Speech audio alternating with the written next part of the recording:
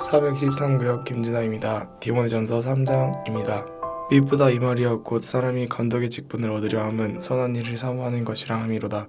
그러므로 감독은 책망할 것이 없으며 한 아내의 남편이 되며 절제하며 신중하며 단정하며 나그네를 대접하며 가르치기를 잘하며 술을 즐기지 아니하며 구타하지 아니하며 오직 관용하며 다투지 아니하며 돈을 사랑하지 아니하며 자기 집을 잘 다스려 자녀들로 모든 공손함으로 복종하게 하는 자라야 할지며 사람이 자기 집을 다스릴 줄 알지 못하면 어찌 하나님의 교회를 돌보리요. 세례 입교한 자도 말지니 교만하여져서 마귀를 정죄하는 그 정죄에 빠질까 하며 또한 외인에게서도 선한 증거를 얻는 자라야 할지니 비방과 마귀의 올무에 빠질까 염려하라.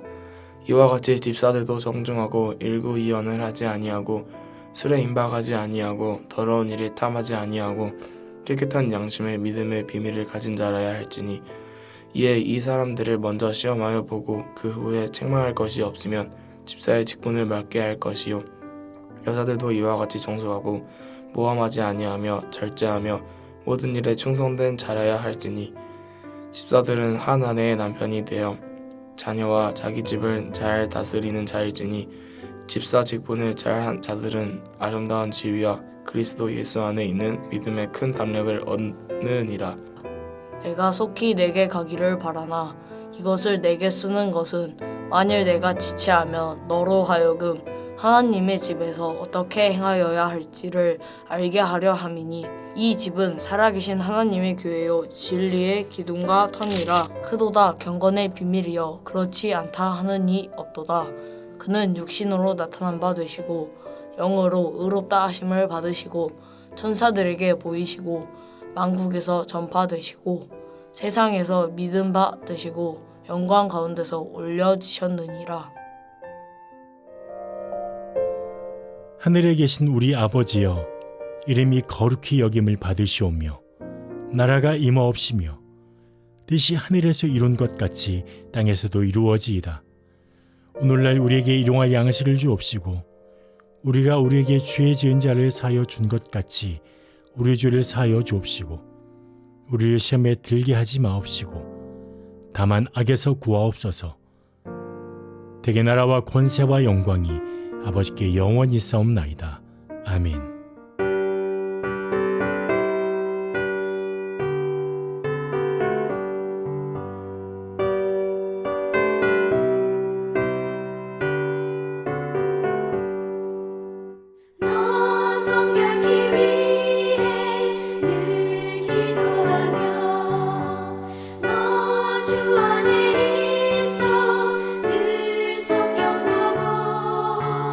온 형제들아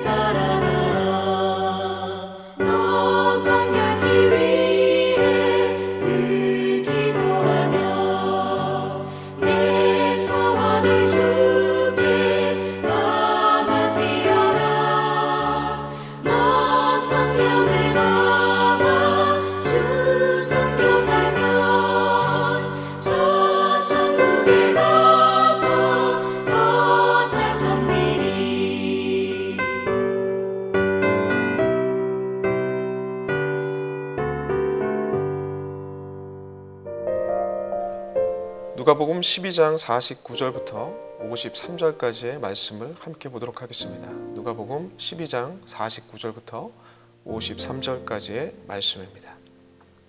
내가 불을 땅에 던지러 왔노니 이 불이 이미 붙었으면 내가 무엇을 원하리요? 나는 받을 세례가 있으니 그것이 이루기까지 나의 답답함이 어떠하겠느냐? 내가 세상에 화평을 주러 온 줄 아느냐? 내가 너희에게 이르노니 아니라 도리어 분쟁하게 하려 함이로다. 이후부터 한 집에 5사람이 있어 분쟁하되 셋이 둘과 둘이 셋과 하리니 아버지가 아들과 아들이 아버지와 어머니가 딸과 딸이 어머니와 시어머니가 며느리와 며느리가 시어머니와 분쟁하리라 하시니라. 아멘. 오늘 하나님의 말씀은 세상에 불을 던지는 성도라는 제목을 가지고 하나님의 말씀 전하도록 하겠습니다. 누가복음 12장을 보시면 두 가지 주의해야 될 그 사항들이 있습니다. 그 첫 번째로 무엇이냐면 1절에 기록되듯이 이 교훈의 말씀은, 이 12장에 나와 있는 이 교훈의 말씀은 제자들에게 하시는 말씀이다라는 점을 우리가 기억해야 될 것이고, 그리고 또한 그렇게 된다면 우리에게 오늘날 우리 믿음의 공동체인 성도에게 하시는 말씀이다라고 이렇게 받아들일 수 있겠죠. 그 두 번째는 무엇이냐면 12장의 교훈들은 시간의 순서에 따라서 배열되어 있는 내용들이 아닙니다. 누가의 의도에 따라서 초기 사역부터 말기까지의 사역에 있었던 그 메시지들 중에서 의도를 가지고 몇 가지를 이렇게 묶어놓은 형식을 갖고 있습니다. 뭐 산산수훈의 메시지가 나오고 제자 파송 때의 메시지가 나오고 또 말렵인 그 종말 때의 메시지, 그 비유의 메시지 또한 나오는 것이 이 12장의 내용이라는 것입니다. 시간의 순서로 되어 있지 않고 누가의 의도를 가지고 누가가 어떠한 교훈의 목적으로, 그런 메시지를 목적으로 묶여져 있는 것이 이 12장의 내용이라는 것입니다. 그러므로 우리가 이 두 가지를 기억해야 된다고 말씀드렸죠. 오늘날 공동체인 제자들과 같은 오늘날 공동체인 믿음의 공동체인 성도에게 하는 메시지다. 그리고 오늘 이 12장은 하나의 메시지로 봐야 할 필요가 있다라는 것으로 정리될 것입니다. 그런 측면에서 우리가 일단은 먼저 1절부터 12절까지의 그 내용들을 한번 보시면, 전체 하나의 메시지로 보시면 이런 메시지가 나옵니다. 성도는 세상의 권력 앞에, 그 핍박 앞에 두려워하지 말아야 한다라는 이야기를 하고 있습니다. 전체적으로 1절부터 12절까지. 그 중에 핵심적인 그 구절이 4절의 내용인데, 몸을 죽이고 그 후에 능히 더 못하는 자들을 두려워하지 말라라고 되어 있어요. 그리고 5절을 보시면 마땅히 두려워할 자를 내가 너희에게 보이리니 곧 죽은 후에 또한 지옥에 던져 넣을 권세 있는 그를 두려워하라 라고 되어 있습니다. 무슨 얘기냐? 성도는 눈앞에 펼쳐지는 그 상황들, 그 엄청난 권세와 핍박에 일희일비하는 사람들이 아니라 이 상황 끝에, 그리고 이 상황이 펼쳐진 이후에 내세례에 펼쳐질 영원한 형벌과 그리고 영원한 삶을 바라보는 자들이다라는 것을 이야기하고 있는 것이죠. 그리고 그 영원한 삶의 시작은, 여기서 되게 중요한 부분이 나오는데, 그 영원한 삶의 시작은 그 막연히 저 멀리 있는 것이 아니라, 죽음 이후에 저 멀리 있는 것이 아니라 현재적으로 성령을 통해서 이 싸움을 하는 사람들에게 현재적으로 시작된다라는 메시지가 이 1절부터 12절까지의 내용 가운데 있는 것입니다. 그러므로 두려워하지 말라라고 하고 있는 것이죠. 12절을 보시면요, 이렇게 되어 있습니다. 마땅히 할 말을 성령이 곧 그때에 너희에게 가르치시라 하시니라 라고 되어 있죠. 성령께서 우리를 고아와 같이 내버려 두는 것이 아니라 그때마다 고난의 상황 가운데, 핍박의 상황 가운데 하나님께서 함께 하셔서 그때마다 해야 될 바들을 생각나게 해주시고 말들을 생각나게 해주시고 성령과 동행하는 삶으로 이끌겠다. 그 영원한 삶의 시작이 바로 지금 현재적으로 있게 될 것이다 라는 것을, 그러므로 두려워하지 말라 라고 하는 것이 첫 번째 메시지로 주어지고 있는 것입니다. 성도의 태도, 핍박을 대하는 태도, 권세를 대하는 태도 두려워하지 말라. 첫 번째 이야기하고 있는 바입니다. 그리고 13절부터 21절까지 두 번째 메시지가 나오는데 그것은 무엇이냐면 성도는 거기에 어리석은 부자의 모습이 나오지 않습니까? 근데 성도는 이 부자의 모습을 보면서 무엇을 붙잡아야 되는 사람들이냐면 오늘 밤 죽게 될지 모르는 그 창고에 곡식을 쌓는 인생, 그런 어리석은 인생, 그리고 인생을 소비하는 인생, 어리석음에 소비하는 이 부자와 같은 사람들이 아니다. 부자처럼 살면 안 된다라는 이야기를 하고 있는 것이죠. 짧게 요약해보자면 이렇습니다. 첫 번째는 성도는 권력과 핍박을 대하는 태도는 두려워하지 말라라는 태도죠. 그 권력과 핍박을 대하는 성도의 태도에 대해서 첫 번째로 얘기했다면 두 번째로는 재물을 대하는 성도의 태도에 대해서 얘기하고 있는 것이죠. 이 어리석은 부자의 그 비유를 통해서 우리에게 하시는 바입니다. 오늘 그 부자의 인생을 걷어들인다면 아무리 창고를 늘리고 창고에 쌓는다고 해도 그 너무나도 헛된 거 아니냐라는 것을 기억하라는 것이죠. 재물을 대하는 성도의 태도가 어떠해야 된다는 것을 이 비유를 통해서 우리에게 주고 있다는 것이죠. 세 번째, 22절부터 34절까지의 내용입니다. 이것은 무엇이냐? 목숨을 위해서 무엇을 먹을까, 무엇을 입을까 염려하지 말라. 그것은 불신앙이다. 오로지 하나님께서 이 모든 것들을 책임지신다라는 그 믿음의 모습으로 나와야 된다라고 하고 있는 것이죠. 한번 정리를 해보겠습니다. 첫 번째, 성도는 권력과 핍박을 대하는 성도의 태도에 대해서 얘기했다면 두 번째로는 아까 전에 재물을 대하는 성도의 태도에 대해서 언급하고 있습니다. 세 번째는 무엇이냐면 일상을 대하는 성도의 태도에 대해서 이야기하고 있는 것이죠. 삶의 전반적인 부분에 있어 성도의 태도가 어떠해야 된다라는 것을 아주 초점을 가지고 이 세 가지의 메시지를 묶어놨다라는 것이죠. 그리고 연달아서 이렇게 이야기를 하고 네 번째 나오는 이야기가 뭐냐면 한 가지 비유를 통해서 앞의 내용들을 싹 묶어버리는 그런 역할을 하는 것이 바로 이 35절부터 48절까지 나와 있는 네 번째 이야기입니다. 무엇이냐? 성도. 앞에 살펴봤듯이 앞에서 언급된 내용을 좀 한번 연결해 보면 이렇습니다.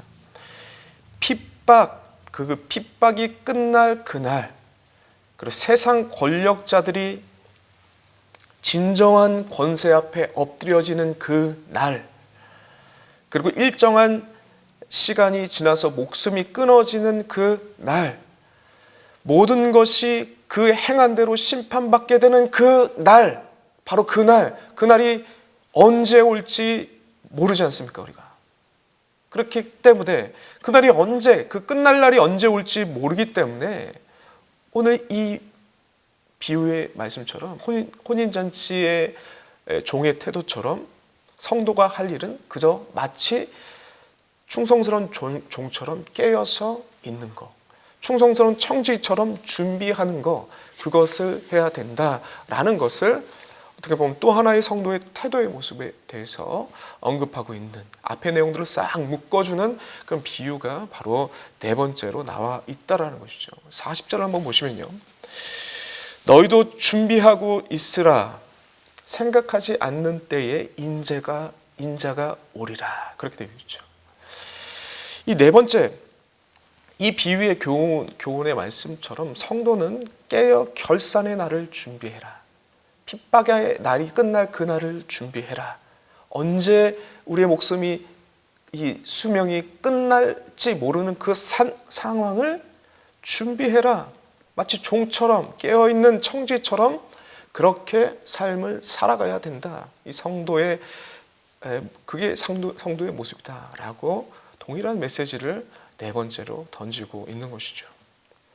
그리고 오늘 본문의 말씀, 연이어서 오늘의 본문의 말씀, 무엇을 말씀하고 있느냐? 또 연이어서 이 의미가 우리에게 주어지고 있는 것입니다. 무슨 얘기냐? 깨어 결산의 날을 준비하는 종처럼, 그리고 청지기처럼 이 땅을 살아가는 그 성도들은 핵심적인 내용이 무엇이냐면 거짓된 화평에 취해 있지 말라. 거짓된 화평에 속지 말라. 그 메시지가 오늘 본문에서 주어지고 있는 것입니다. 깨어있는 종들, 깨어있는 진정한 청지기는 바로 이걸 조심해야 된다는 거예요. 거짓된 화평을 조심해야 된다고요. 거짓된 화평에 취해 있지 말아야 된다. 속지 말아야 된다. 그 얘기를 하고 있는 것입니다. 무슨 얘기냐? 51절 한번 다 같이 보겠습니다. 내가 세상에 화평을 주러 온 줄 아느냐? 내가 너희에게 이르노니 아니라 도리어 분쟁하게 하려 함이로라. 이게 무슨 말씀이십니까? 예수께서는 분명히 화평으로 오신 분 맞습니다. 이 땅에 화평을, 평화를 주시려고 오신 분 맞아요. 그런데 여기서 뭐라고 얘기하고 있죠? 정반대인 분쟁을 주기로 왔다. 불을 던져서 분쟁을 일으킨다라고 얘기를 하고 있는데, 이것은 무슨 얘기냐면 진리 안에서의 화평을 예수께서 말씀하신 거지, 진리와 비진리 사이에서 분쟁이 일어났을 때 타협하는 화평이 아니라는 말씀을 하고 있는 것이죠. 오늘날 우리에게 적용하자면 외부적인 대표적인 외부적인 예로는 동성애가 있죠. 하나님께서 명백하게 죄라고 말씀하신 그 동성애 우리가 타협할 수 있습니까? 아니죠. 이건 비진리지 않습니까? 이거는 목숨 걸고 싸워야 되는 문제인 거죠. 마치 불을 들고 그들과 분쟁을 일으켜야 될 문제라는 거죠. 바로 된 진리의 말씀이 무엇인지 전해야 되는 이 분쟁을 우리가 해야 된다는 거죠. 이 거짓된 화평에 빠져서 이것을 인권 문제로 받아들이고 그냥 좋은 대로 그냥 다투지 않고 평화롭게 지내자, 이건 거짓된 화평이라는 거죠. 이거에 속지 말라고, 이거에 취해 있지 말라고 경고의 메시지를 던지는 것이 오늘의 본문의 메시지인 것입니다. 내부적으로 한 예를 한번 살펴보겠습니다. 어떤 예가 있겠습니까? 거짓된 화평에 취해서 스스로를 속이고 남을 속이는 일을 말하는데, 구체적으로 이거죠. 교회에 올 때는 거룩한 성도인 것처럼 보이는데, 실제로 세상에 나아가서 사는 그 삶은 세상 사람들보다 더한 삶을 살아가는 사람들, 이중적인 삶을 살아가는 사람들, 그냥 교회에서 모이는 그 교제는 자신의 이권을 위한 그 교제일 뿐이라고 생각하는 이런 거짓된 사람들, 이중적인 사람들, 그들이 그 이중적인 생활을 통하여서 누리는 화평, 평안함, 그 거짓된 것들에 취해 있는 성도들이 있다면 정신 차리라. 그 얘기를 하고 있는 것입니다. 그런 이중적인 삶을 살아가는 사람들, 그 이중적인 삶을 통해서 화평을 유지하려고 하는 성도들이 있다면 예수께서 오늘 본문의 말씀을 통해서 이렇게 말씀하실 것입니다. 외식하는 자들아, 나는 너희에게 불을 던져 가짜 평화를 깨러 온 것이다. 잘 먹고 잘 살고 졸지에 지옥 가는 그 평화 내가 깨겠다. 불을 던지러 왔다. 그 이야기를 오늘 본문의 말씀을 통해서 우리에게 하고 있다는 것을 우리는 기억해야 될 것입니다. 사랑하는 성도 여러분들, 우리의 삶을 이 말씀을 통해서 돌아보는 시간이 되었으면 좋겠습니다. 오늘 예수님의 말씀을 기억하시기 바랍니다. 예수께서는 화평의 왕으로 오셨지만 비진리와 타협하는 화평 아닙니다. 이 거짓된 화평하는 우리 안에 있다면 과감하게 잘라내시고 그리고 돌이키시길 바랍니다. 예수께서는 이 비진리와의 싸움, 불과 같이 우리의 삶 가운데 말씀을 던지셨습니다. 그 말씀 붙잡고 싸울 때 싸우는 주의 참된 성도의 모습, 깨어서 그날을 준비하는, 그날 우리가 행한 대로 하나님 앞에 평가받는 그날을 기억하고 깨어서 준비하는 종과 청지기의 모습으로 살아가시는 주의 백성들 되시길 간절히 소망합니다. 기도하겠습니다.